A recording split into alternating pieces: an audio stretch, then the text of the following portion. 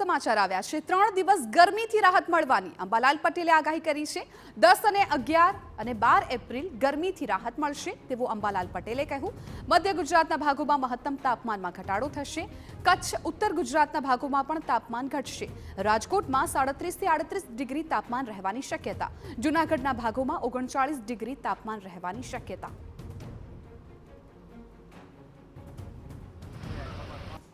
आगामी लगभग तारीख 10 बाद आ वखते गर्मी में राज्य घना भागों में राहत मळवानी शक्यता रहेशे। जेमां वडोदराना भागों मध्य गुजरातना भागों में पण महत्तम उष्णतामान में घटाडो थशे।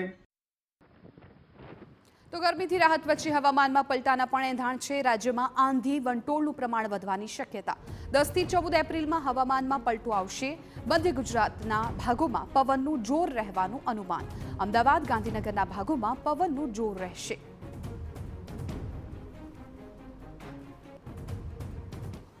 તારીખ 10 થી 14 માં હવામાનમાં પણ ઘણો પલટો આવશે।